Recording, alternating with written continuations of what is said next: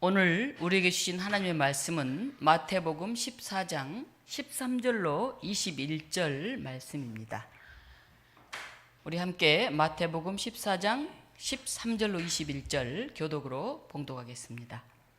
예수께서 들으시고 배를 타고 떠나사 따로 빈들에 가시니 무리가 듣고 여러 고을로부터 걸어서 따라간지라.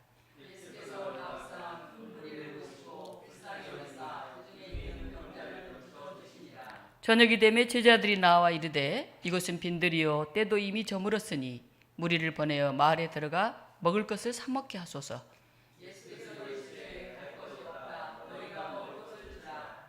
제자들이 이르되 여기 우리에게 있는 것은 떡 5개와 물고기 2마리 뿐이니이다.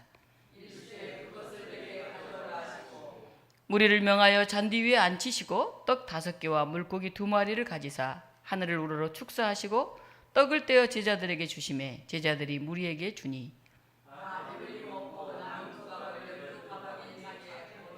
함께 읽습니다. 먹은 사람은 여자와 어린이 외에 5,000명이나 되었더라. 아멘. 지난주 맥주감사절 우리가 예배를 드렸는데 본문이 딱 감사 본문이 아니어서 그냥 그 본문으로 말씀을 드렸고, 오늘은 마치 감사절에 해당하는 본문이어서 무엇을 감사할까 이런 제목으로 말씀을 드립니다.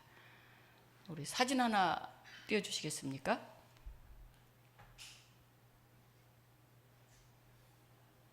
네, 여러분은 아마 이런 그림이 그려져 있는 접시나 사진 등을 보셨을 것입니다. 뭐가 생각나나요? 네, 오병이어의 기적이 생각나죠? 네, 예수님이 갈릴리 생하신 기적들 가운데 4개 복음서에 다 나오는 유일한 게 바로 이 오병이어의 기적입니다. 빵 5개와 생선 2마리로 이룬 그런 기적이라는 얘기죠. 오늘 오병이어의 기적을 가지고 감사에 대해서 한번 생각해 보려고 합니다. 13절에 보면 예수께서 배를 타고 떠나사 이렇게 나와 있어요. 예수님이 배를 타고 가버나움을 떠났습니다. 왜 떠나셨을까? 떠나시게 된 배경이 12절에 나옵니다. 요한의 제자들이 와서 시체를 가져다가 장사하고 가서 예수께 아뢰니라. 요한의 제자들이 세례 요한을 장사하고 오는 길이었습니다. 세례 요한은 당시 갈릴리 지역의 분봉왕이었던 헤롯 안티파스에 의해서 목이 베어서 죽임을 당했습니다. 당시 예수님은 갈릴리 모든 촌에 다니시면서 가르치시고 많은 병자들을 고치시고 기적을 행하셨어요. 그리고 12제자에게도 권능을 주시면서 두씩 여러 마을로 보냈습니다. 그들도 역시 귀신을 쫓아내면서 많은 병자를 고쳤죠. 그러니까 갈릴리 일대에 예수님에 대한 소문이 쫙 퍼졌어요. 어떤 사람은 죽은 요한이 다시 살아났다 그렇게 말했어요. 그러니까 이 헤롯 안티파스는 잔뜩 긴장을 합니다. 죽은 요한이 또 살아날 수가 있나? 누가복음 9장 9절에 가면 이렇게 나왔습니다. 헤롯이 이르되 요한은 내가 목을 베었거늘 이제 이런 일이 들리니 이 사람이 누군가 하며 그를 보고자 하더라. 헤롯이 왜 예수님을 보려고 했을까요? 세례 요한이 자기의 잘못을 막 비판하고 지적해서 목을 베어 죽였잖아요. 근데 또 그런 사람이 하나 있다는 거예요. 안 되겠다. 저 예수까지 죽여서 군중의 동요를 막아야 되겠다. 이런 생각을 했겠죠. 위정자들은 자기를 비판하는 걸 제일 싫어해요. 귀가 열려 있어서 겸손하게 듣고 정말 내가 맞는지 안 맞는지를 고민해야 되는데 그 정도 되면 지혜로운 사람이죠. 대부분 위정자들은 잘 듣지 않아요. 또 잘 몰라요. 간신배들만 옆에 있기 때문에 이게 옳은지 그른지를 보기가 힘들죠. 꼭 대통령만 얘기하는 건 아닙니다. 어떤 단체의 우두머리도 그럴 수 있어요. 뭐 예를 들면 어느 교회 목사님, 어느 교회 장로님도 그럴 수 있다는 거죠. 우리가 잘 귀담아 듣지 않으면 전체 마음을 헤아리기 어려울 수 있는 거죠. 그래서 예수님은 헤롯의 영지인 가버나움에서 잠시 떠나야 하는 상황이 되었습니다. 사진 하나 올려주실래요? 네, 저기 왼쪽 보면 가버나움이라고 영어로 쓰여 있는데 그 오른쪽 끝이 까만 점이 그 가버나움입니다. 거기서 바로 위에 오른쪽에 있는 벳세다로 떠납니다. 점 하나 차이죠? 근데 저기 배를 타고 떠나요. 가운데가 갈릴리 호수입니다. 파랗게 돼 있는 데가. 저기서 배를 타고 위로 올라가야 되잖아요. 그러니까 이제 배가 거슬러서 북쪽으로 가야 되니까 이제 이렇게 가기가 조금 힘들죠. 바람 따라 아래로 슉 내려가는 게 쉽죠. 그래서 이 소문을 들은 사람들이 막 그 육지로 달려왔어요. 예수님보다 더 빨리 가니까 와 있었어요. 그게 그래서 가능한 거예요. 다시 하나, 다음 장. 예. 여기 보면 빨간색으로 되어 있는 게 헤롯 안티파스가 다스리던 지역이에요. 헤롯 대왕, 예수님 태어날 당시 막 영아 아이들을 죽였던 헤롯 대왕이 죽고 나서 그 자녀들에게 땅 3개로 이렇게 나눠줬어요. 저 동그랗게 쳐져 있는 빨간색, 오른쪽에 이렇게 밤색처럼 되어 있는데 헤롯 빌립, 그다음에 왼쪽에 넓은데 이렇게 세 아들에게 아킬라오, 헤롯 아킬라오. 성경에는 어떨 때는 빌립 이렇게만 나오니까 그게 헤롯인지 잘 모르고, 어떨 때는 헤롯 이렇게 나오니까 그 헤롯이 어떤 헤롯인지 몰라요. 헤롯 대왕 아래 헤롯 아킬라오, 헤롯 빌립, 헤롯 안티파스 이렇게 자녀들이 있었는데, 저기 안티파스가 있는 저 빨간색 가운데 갈릴리 호수 있잖아요. 거기 선이 이렇게 있죠. 오른쪽으로 넘어가면 헤롯 안티파스 지역이 아니에요. 다시 앞으로 한번 가주세요. 방금 띄었던데. 네, 이 지도. 여기 가버나움에서 벳세다로 넘어갔죠. 제가 빨간 줄을 가운데 쳐놨는데 헤롯 안티파스 지역에서 헤롯 빌립 지역으로 넘어간 거예요. 네, 왜? 헤롯 안티파스가 예수를 보려고 하고 예수 제자들을 찾고 자기들도 요한처럼 죽을 수 있기 때문에 거기를 떠난 거죠. 예수님이 가버나움을 떠난 또 하나의 이유가 나와요. 마가복음 6장 30절입니다. 사도들이 예수께 모여 자기들이 행한 것과 가르친 것을 낱낱이 고하니 이르시되 너희는 따로 한적한 곳에 가서 잠시 쉬어야 하리니 이는 오고 가는 사람이 많아 음식 먹을 겨를도 없습니다. 제자들과 예수님이 너무 바쁘게 밥 먹을 시간도 없이 그렇게 하나님 나라 일을 하십니다. 사람 병자들을 고치고 열심히 하고 있죠. 그래서 지쳤어요. 야, 안 되겠다. 좀 조용한 곳에 기도하고 쉬면서 힘을 얻어야 이 일을 계속하겠다. 그래서 거기를 떠났다. 이 2가지 이유 때문에 그 지역을 떠났습니다. 배를 타고 이제 떠났죠. 근데 이에 배를 타고 한적한 곳으로 갈새 제자들이 그들이 가는 것을 보고 많은 사람이 그들인 줄 안지라 모든 거울로부터 더보로 그것에 달려와 그들보다 먼저 갔더라. 마가복음 6장 32절은 이렇게 나와 있어요. 아까 얘기했죠? 배가 북쪽으로 거슬러 가려니까 이제 빨리 못 가죠. 근데 사람들이 바로 옆이니까 막 그렇게 가까운 건 아니에요. 약 8km쯤 된다 그래요. 가버나움에서 벳세다. 8km는 상당히 오래 가는 거리죠. 반나절 이상 걸려가야 됐죠. 그러니까 얼마나 많은 사람들이 예수님과 제자들 온다는 얘기를 듣고 막 달려서 병 고침을 받으려고 거기까지 왔는지 알 수가 있죠. 우리가 이 말씀을 보면서 어떤 생각이 듭니까?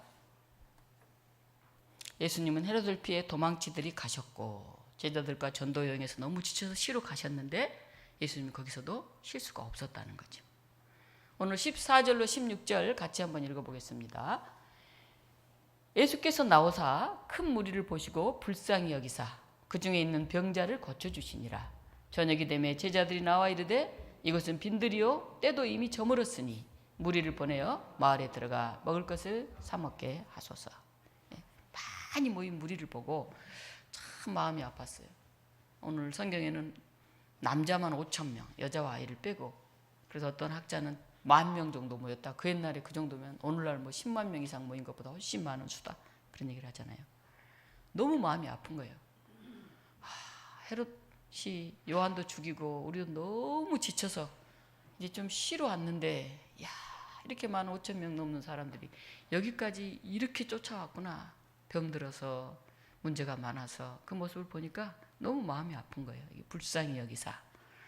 심장이 끊어지는 듯한, 창자가 끊어지는 듯한 그런 아픔이라고 이제 저번에 얘기를 들었죠. 어떻게 할까요? 불쌍히 여기셨다. 스프랑크니 조마이. 너무 안타까운 거예요. 그들은 또 저녁이 되었어요. 몰려든 병자들을 고쳐주다 보니까 저녁이 됐죠. 날은 저물었고 제자들에게는 요기할 만한 게 없었죠. 5,000명이나 되는, 거기 여자와 어린아이까지 다 하면 10,000명도 될 것 같은 그 숫자를 무슨 수로 먹입니까? 솔직히. 제자들이 말해요. 이곳은 빈들입니다. 때는 이미 저물었습니다. 무리를 보내어 마을에 들어가 먹을 것을 사 먹게 하십시오. 맞는 말이잖아요. 더 늦어지면 또 그것도 못 먹을 수 있으니까 지금 빨리 보냅시다. 광야에서 먹을 것 하나도 없는데 뭘 좀 요기하고 오도록 합시다. 예수님이 말씀하십니다. 갈 것 없다. 너희가 먹을 것을 주어라. 요한복음에는 이렇게 나와요. 제자 빌립이 말해요. 각 사람이 조금씩 받는다 해도 200데나리온의 떡도 부족합니다. 예수님이 너무 당황스러운 얘기를 하잖아요. 갈 것 없다. 너희가 먹을 걸 줘라. 제자들이 또 말합니다. 우리가 가진 것은 빵 5개와 물고기 2마리뿐입니다. 에게게. 우리가 알기로 한 소년의 도시락이었다고 알고 있죠. 한 사람 먹을 것밖에 없어요. 근데 지금 5,000명, 10,000명 가까운 사람을 어떻게 먹입니까? 기적은 어디서 일어날까요? 상대방을 귀하게 여기면서 간절하게 기도할 때 그때 일어납니다. 창자가 끊어지듯한 그런 아픔과 연민을 가지고 정성을 다하면 생각지 못한 일이 일어나요. 예수님은 제자들에게 그 말씀을 하시는 거죠. 정말 너희가 그들의 처지 형편을 보고 안타까워서 먹을 것을 구하러 각자 마을로 보냅시다. 그렇게 말한다고 한다면 그보다 먼저 너희가 할 수 있는 걸 해라. 그렇게 말하는 겁니다. 교회 목회자로 사역하면서 기쁨을 느낄 때가 있어요. 별 여유도 없는 사람이 이웃을 위해서 나눌 때 그 모습을 보면 저도 덩달아 마음이 풍성해집니다. 힘든 일도 같이 하면 힘이 나요. 혼자서는 오래 못하죠. 몸도 마음도 금방 지치기 때문에. 좀 하려다가 금방 지치죠. 그런데 아쉬울 때도 있어요. 교우들을 위해서, 이웃들을 위해서 이 정도는 실천하면 좋겠는데, 이 정도는 할 수 있을 것 같은데, 그런데 더 정성을 기울이지 않는 것처럼 느껴질 때는 마음이 좀 씁쓸할 때도 있어요. 좀 더 사랑이 있었으면, 좀 더 관심과 정성이 있었으면, 그런 마음이 들 때가 있습니다. 오늘 본문에 빵 5개와 물고기 2마리로 5,000명이 먹고도 남았다 하는 이 오병이어의 기적 이야기는 우리에게 많은 깨달음을 줍니다. 첫 번째, 갈 것 없다. 마태복음에만 나오는 말씀이에요. 갈 것 없다. 너희가 먹을 걸 줘라. 다른 사람 도움 기대하지 마라. 우리가 하면 하는 것이고 우리가 하지 못하면 못한다. 이런 자세로 임해라 하는 거죠. 우리도 작은 교회를 하고 있지만 이제 어렵고 이렇게 힘든 처지에 있는 사람들은 이제 너무 받는 게 익숙할 때가 있어요. 그게 굉장히 안 좋을 때가 있어요. 비록 내가 없지만 작지만 내가 할 수 있는 한 최선을 다하려는 그 노력과 그 자세가 있어야 돼요. 그래야 그걸 보면서 나누는 사람, 베푸는 사람이 다 서로 은혜를 받아요. 근데 항상 받으려고 하는 사람들, 남아도 더 받으려고 하는 사람들, 그걸 보면 주는 사람이 별로 은혜가 안 됩니다. 받는 사람도 그거 복이 안 돼요. 그래서 우리가 가능하면 어떻게 내가 독립해서 일어날까? 가정도 그렇고 교회도 그렇고 그런 생각을 해야 돼요. 오랫동안 손대지 못했던 교회 옥상 창고 정리를 하고 나서 우리 조 목사님 그렇게 얘기하더라고요. 마음은 있었지만 혼자는 엄두가 안 났는데 김 집사님이 오셔서 같이 하니까 할 수 있었어요. 이렇게 말하더라고요. 최근에 우리 백 집사님 가정 장례를 치렀습니다. 저는 교회 사역은 여러 가지가 있지만 장례는 1순위다. 왜냐하면 그 갑자기 닥치고 누구나 경향이 없고 슬픈 일이기 때문에 그렇습니다. 장례를 마치고 집에 가서 저도 그렇게 말했어요. 조 목사님이 함께 하니까 힘이 났고 정성껏 장례를 치를 수 있었습니다. 한 사람 한 사람이 참 중요해요. 한순간 한순간이 너무 중요해요. 작지만 다른 이들에게 맡기지 말고 누가 하겠지 이렇게 생각하지 말고 교회 여러분들이 직접 동참해서 몸으로 마음으로 물질로 함께 할 때 그 공동체가 살아나요. 시간이 없어도 최선을 다해서 병원에 일부러 또 왔다 가신 분도 계시고 안타까운 마음으로 저에게 어떻게 언제 예배드려요? 전화하신 분도 계시고 그런 마음들이 모여서 우리가 이제 공동체가 되는 것이죠. 오늘 본문에서 제자들이 본 것은 많은 숫자, 5,000명, 10,000명 가까운 숫자, 자기들이 형편없는 소유, 고작해야 이 보리떡 5개, 물고기 2마리. 밖을 보고 환경을 보고 타인과 자기를 비교하는 사람들은 감사하기 힘들어요. 항상 부족하거든요. 그래서 이웃과 나누지 못해요. 더 큰 것만 보거든요. 항상. 제자들이 말하죠. 여기는 광야입니다. 날은 이미 저물었습니다. 사람들을 보내어 마을에서 먹을 것을 사 먹게 합시다. 너무 당연한 해결책이죠. 아마 저 같아도 이렇게 얘기했을 것 같아요. 선교여행에서 돌아와 쉬고 싶은 제자들. 세례요한이 죽임을 당한 소식에 헤롯을 피해온 상황들을 보면 예수님과 제자들은 좀 쉬어야 했어요. 그렇게 사람들이 많이 몰려들으면 한 곳으로 살짝 가서라도 좀 쉬어야 됐어요. 근데 그 몰려든 사람의 병을 고쳐줬으면 되지. 어떻게 그들의 먹을 것까지 해결한다는 말입니까? 그건 각자 알아서 해야죠. 근데 예수님이 그렇게 말씀하시잖아요. 갈 것 없다. 너희가 먹을 것을 줘라. 너무 당황스러운 말씀이죠. 예수님 우리 할 만큼 했습니다. 우리도 지쳤어요. 여기 피해 왔는데 여기서도 이렇게 병자를 고치고 밤에까지 일하고 있잖아요. 더 이상 어떻게 하라고요? 이렇게 얘기할 만합니다. 근데 예수님이 말씀하시잖아요.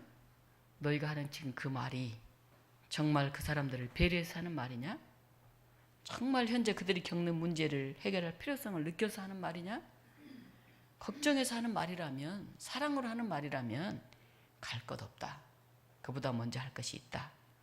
너희 자신이 당장 할 수 있는 일, 그걸 하라 하는 겁니다. 긍휼한 마음, 안타까움을 느끼는 사람이 그 일을 먼저 시작하면 제일 좋다 하는 거예요.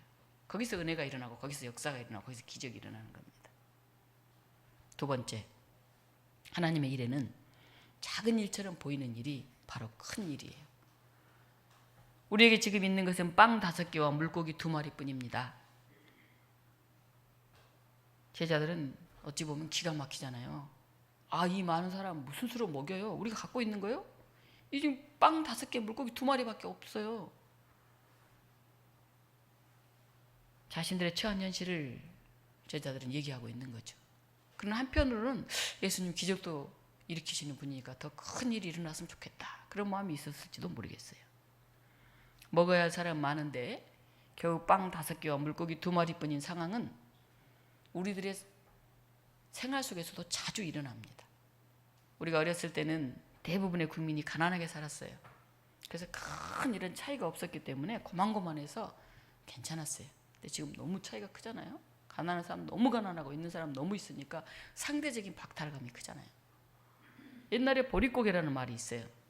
지난 가을에 거둔 수확물로 소작료 내고 빚 내고 뭐 이자 내고 남은 식량으로 먹고 살다가 이제 봄, 지금 5월, 6월 이렇게 이때쯤 되면 식량이 다 떨어져요. 그리고 여름 곡식인 보리는 아직 여물지 않아요. 그러니까 보리를 수확할 때까지 먹을 게 없는 거예요. 지금도 북한은 그렇다는 얘기도 있는데 뭐 자세히 모르겠습니다만 풀뿌리나 뭐 나무 껍질 같은 걸로 끼니를 이어서 이 춘궁기를 지냈어요. 그리고 쌀이 조금 마지막 남은 쌀이 조금 있으면 그거를 그냥 몇 주먹 넣어서 물을 잔뜩 부어가지고 멀건 죽처럼 그렇게 서로 나누어서 먹었다고 합니다. 일제 식민지가 되면서는 곡물을 수탈당해서 정말 춘궁기 보릿고개가 많았다 그래요. 근데 1960년대에 벽 품종을 개량하고 비료, 농약 보급 확대하고 해서 이제 식량 자립이 되고 남한은 보릿고기가 점점 사라졌죠. 요즘 어떻습니까? 우리나라 경제 사정이 어렵다고 아우성이에요. 가게들이 문 닫고 중소기업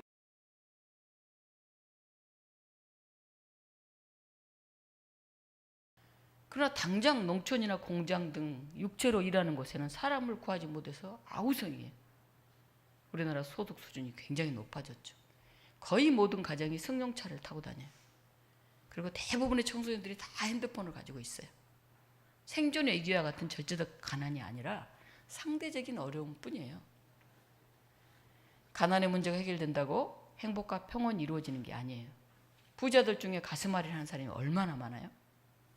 근데 우리는 더 지금 여기 여러분 부자입니다. 그 정도면 괜찮습니다. 그러면 저한테 아 괜찮아요. 저 정도면 뭐 부자죠. 이렇게 말할 사람 하나도 없을 거예요.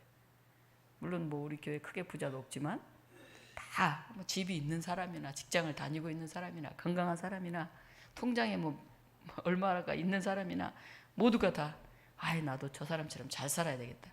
아이 우리나라도 더 잘 사는 저 나라처럼 돼야 되겠다. 이렇게 얘기하니까 이 지구상에 평화가 없죠. 사실 경제적으로 부유한 사람들이 이 지구와 기후를 더 많이 훼손하면서 삽니다. 공해, 매연, 에어컨 사용, 기름도 더 많이 쓰고. 그래서 단지 물질적으로 잘 사는 것을 목표로 하는 사람이나 사회나 국가는 하나님의 창조 세계를 파괴하는 삶을 살게 됩니다. 빵 5개와 물고기 2마리 정말 보잘것없는 거죠. 그렇게 맛있지도 않는 볼품없는 음식이죠. 그러나 그것이 5,000명 이상 맛있게 먹는 식량이 됐죠. 제가 종종 이 현대 아파트 이렇게 걸어서 이제 집으로 가는데요. 가면 현대 아파트 입구에서 뻥튀기 장사를 만날 때가 있어요. 뻥튀기 장사. 쌀이나 강내기를 이렇게 튀긴 뻥튀기를 이렇게 싸놔요. 그럼 어렸을 때 이제 뻥튀기 사 먹었던 기억도 나고 이제 어머님도 드시라고 이제 뻥튀기를 사가서 이렇게 갈 때가 있어요.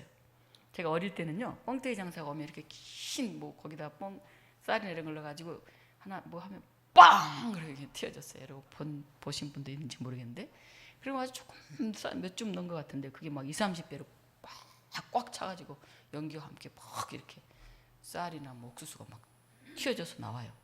그럼 애들이 와 하고 다 몰려들어서 보면 뻥튀기 장사 아저씨가 한 주먹씩만 집어, 한 주먹씩만 이렇게 얘기를 해요.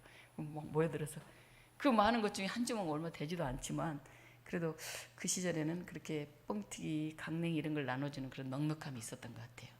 간혹 이제 뻥튀기 장사가 오면 제가 그걸 보면서 사면서 어려서 그 생각을 합니다. 오늘 19절이에요. 무리를 명하여 잔디 위에 앉히시고 떡 5개와 물고기 2마리를 가지사 하늘을 우러러 축사하시고 떡을 떼어 제자들에게 주시매 제자들이 무리에게 주니, 이렇게 나와 있습니다. 이게 지금 보리떡 5개, 물고기 2마리, 이걸로 어떻게 뭐, 근데 예수님 그걸 가지고 하늘을 우러보면서 감사하면서 축사를 합니다. 그 조그만 걸 가지고 말이죠. 주어진 것에 감사하며 넉넉하게 바라보는 예수님의 마음이 바로 오병이의 기적을 만들어냅니다. 떡 5개, 물고기 2마리에 담긴 하나님의 사랑을 신뢰하는 예수님의 그 여우리운 마음이 그 자리에 함께한 5,000명이 먹는 사람에게 행복을 나누어 줬어요. 오늘 나에게 주어진 거, 정말이 작은 거, 그것을 귀하게 여기며 감사하고 기뻐하는 사람들을 통해서 그게 큰 것이 되어서 다시 우리에게 돌아옵니다.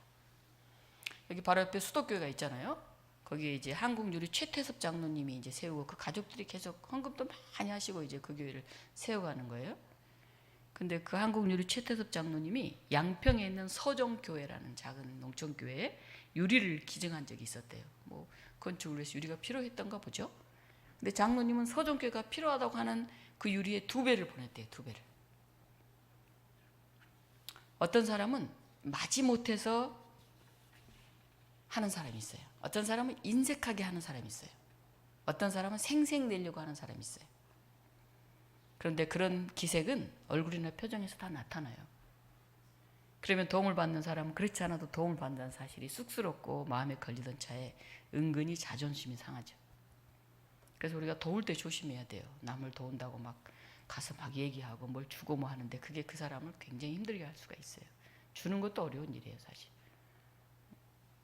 자존심 상하지 않게 아주 겸손하게 조용히 이렇게 나눌 수 있어야 돼요. 그래서 도움을 받으면서 도움 주는 사람 향해서 속으로 요구할 때가 있어요. 속으로. 그렇게 되면 두 사람 다 불행하죠. 예, 나눠주는 사람도 나눠주면서 욕먹으면 뭐 누가 나눠주고 싶겠어요? 받는 사람 받기는 받지만 속에 이렇게 화가 있으면 그게 무슨 은혜가 되겠어요? 진실하게 사랑하는 마음으로 조금 더 최선을 다해서 나누면 거기에 기쁨이 있습니다. 잘 모를 것 같지만 사람들은 영적인 인간이라 금방 알아요. 저도 큰 교회에서 작은 교회 많이 나누어도 줘봤고 또 여기 작은 교회 와서 도움도 많이 받아봤어요. 그래서 도움받는 자세가 어때야 되는지, 도우는 자세가 어때야 되는지 전 잘 압니다. 한쪽만 있어본 사람 잘 몰라요. 그 상대쪽의 마음을. 예수님은 있는 그대로의 것에 감사드리면서 하늘을 우러러 기도하신 후에 그것을 나누었어요. 우리가 예수님처럼 있는 그대로 작은 것을 소중히 여기면서 감사하는 그 마음이 없다면 허름한 옷을 입은 사람들의 얼굴에도, 비단 옷을 입은 사람의 얼굴에도 웃음꽃은 피어나지 않을 거예요. 그래서 우리가 사는 세상이 이렇게 힘든 것 같아요. 나누는 사람이나 받는 사람이나 그 작은 걸 소중히 여기는 마음이 없으니까 당연하게 받거나 그냥 하나 던져주듯이 주거나 거긴 기쁨이 없죠. 마지막 3번째는 남는 것은 희망이에요. 빵 5개와 물고기 2마리로 10,000명 가까이 먹었는데 남은 빵의 부스러기가 12강조리가 넘게 남았다면 그것으로 또 얼마나 많은 사람들을 배불리 먹일 수 있겠어요.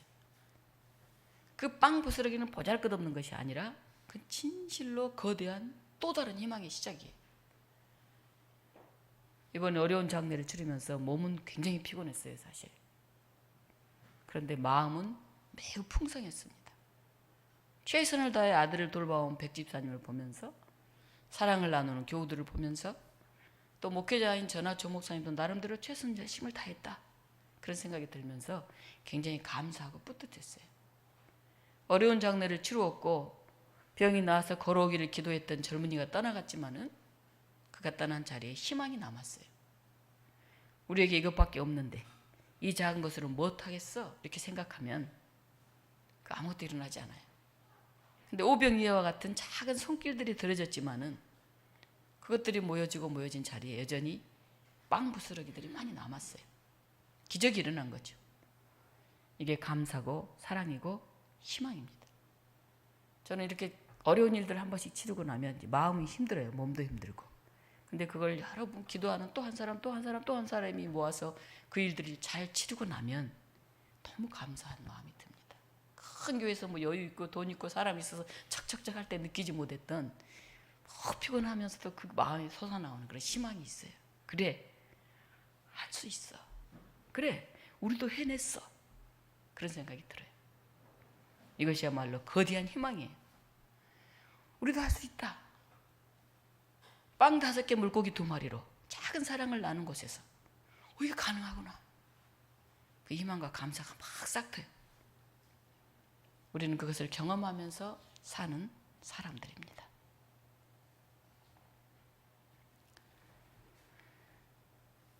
상대를 귀하게 여기고 대접하는 그 마음에서 우리는 또 그것을 되돌려 받아요. 희망으로 되돌려 받고 다른 일을 할 수 있는 그런 또 용기가 나기도 하고. 근데 그게 없으면 짜그러들어요. 자꾸 못하구나, 안 되는구나. 이것을 모르고 자기 가족만, 자기만의 행복하게 살려고 하는 사람, 나중에 굉장히 외로운 삶을 살게 됩니다. 거기서는 기적은 절대 일어나지 않아요. 이웃 사람은 결코 행복하지 않아요. 그래서 우리나라가 이렇게 행복하지 않지 않나 하는 생각이 듭니다. 사랑하는 독립문교우 여러분, 맥주감사절기입니다. 여러분은 무엇으로 어떻게 감사하고 있습니까? 주어진 것을 귀하게 여기고 한 사람 한 사람을 소중하게 여깁시다. 예수님처럼 우리에게 주어진 보리떡 5개와 물고기 2마리를 가지고 하늘을 울어서 감사기도를 드립시다. 하나님, 건강 주셔서 감사합니다. 자녀들 주셔서 감사합니다. 그래도 먹을 거리 주셔서 감사합니다. 그 자리에 5,000명이 먹고 12강줄이가 남는 놀라운 은혜가 넘칠 거예요. 나누어 본 사람은 그 기쁨을 알아요. 그리고 나누어 본 사람은 이 기적을 경험해요. 그래서 더 나누고 싶어 해요. 없어도 늘 나누는 사람이 있어요. 성품이. 그런데 나누어 보지 못한 사람은 이 마음을 느끼지 못해요. 그러니까 점점 더 인색해져요. 늘 부족하죠. 더 갖고 가져도 부족해요. 저는 예수님의 마음으로 나누는 사람이 많아지는 그런 행복한 교회가 되었으면 좋겠어요. 그런 행복한 사회가 되었으면 좋겠어요. 7월 둘째 주일입니다. 인간의 눈으로 보기에는 어떠하든지 내 옆에 사람을 귀하게 여기고 내게 주어진 것들을 하나님께서 주신 소중한 것으로 받아들이면서 하나님의 사랑에 감사하고 하나님을 신뢰하고 그런 사람들에게 오병이어의 기적을 만드신 하나님의 능력이 임하게 될 것을 믿습니다. 같이 우리 기도하겠습니다. 하나님, 저에게 주신 보리떡 5개와 물고기 2마리 너무 감사합니다. 제가 한 끼 먹으면 끝날 이걸 가지고 하나님 더 어려운 사람들과 나눌 수 있는 그런 마음이 일어나게 해주세요. 저는 그게 기적 같아요. 그게 이 자본주의 사회에서 뭐 집 한 채 있으면 많습니까? 2채 되고 3채 돼야죠. 자가용 한 대 많습니까? 아니요, 더 좋은 거 사야죠. 항상 부족해. 죽는 날까지 부족할 거예요. 모두가 돈만 알고 있는 이 사회에서 돈이 아닌 것을 더 소중하게 여기는 사람이 바로 기독교인들이 아닐까요? 하나님, 제가 빵 5개 물고기 2마리를 갖고 감사하지 못했어요. 불평했어요. 하나님 죄송합니다. 이제 이 하반기에는 더 큰 감사를 하면서 살겠습니다. 제 손을 펴겠습니다. 그래서 5,000명을 넘는 사람들을 기쁘게 하기 위해서 노력하겠습니다. 이런 고백이 오늘 우리에게 있었으면 좋겠습니다. 이 시간 함께 기도하겠습니다. 우리가 또 외로움을 당하고 있는 이들을 위해서, 어려움 가운데 있는 사람들을 위해서, 아니 내 인색한 내 마음을 위해서. 이 나라 진영 논리로 늘 나눠져 있고 늘 갈등만 가득한 이 정치권을 위해서 하나님 감사하는 마음들이 이 땅 곳곳에 있게 해주십시오. 나눔의 마음들이 이 땅 곳곳에 있게 해주십시오. 그래서 그 놀라운 기적이 일어나게 해주십시오. 함께 기도하겠습니다. 하나님 기도합니다. 오늘 우리에게 주신 것 귀하게 감사하게 여기는 저희들이 되게 하여 주시옵소서. 우리의 인색했던 마음을 회개합니다. 그 창자가 끊어질 듯한 아픔을 가지고 그 지치고 피곤한 주님께서 갈 것 없다 말씀하셨던 그 음성이 오늘 우리에게 들리게 하여 주시옵소서. 우리가 너무 받으려고만 바라보는 사람들이 아닌지 돌아보게 하시옵소서. 하나님 우리가 나누면서 생색내는 사람들은 아니었는지 돌아보게 하여 주시옵소서. 하나님 겸손하게 하시고 우리의 마음에 감사를 잃지 않게 하시고 할 수 있는 것보다 조금 더 할 수 있는 그런 놀라운 은혜가 우리에게 있게 하여 주시옵소서. 외로운 가운데 있는 이들, 아픈 가운데 있는 이들 주께서 하십니다. 이 나라의 민족을 주께서 하십니다. 하나님 긍휼하여 주시옵시고 주의 놀라운 은혜 내려 주시옵소서. 사랑의 하나님 감사를 드립니다. 우리에게 가족을 주시고 교회를 주시고 믿음으로 살려고 애쓰게 하신 것을 감사드립니다. 그러나 우리는 때때로 지치고 아프고 힘이 듭니다. 하나님 우리가 나름대로 직장에서 일하고 있지만은 인간관계 속에서 일 속에서 빠져나가기 힘들 때도 있습니다. 하나님 우리가 새로운 가치를 갖게 하셔서 우리의 마음에 기쁨이 있게 하여 주시옵소서. 하나님의 기적을 맛보는 기쁨이 있게 하시고 나눔의 감사가 늘 넘쳐나게 하시고 우리가 새로운 눈으로 하나님 나라의 그 눈으로 세상을 보면서 우리가 늘 더 풍성한 사람, 행복을 주는 사람들이 되게 하여 주시옵소서. 예수 그리스도 이름으로 기도하옵나이다. 아멘.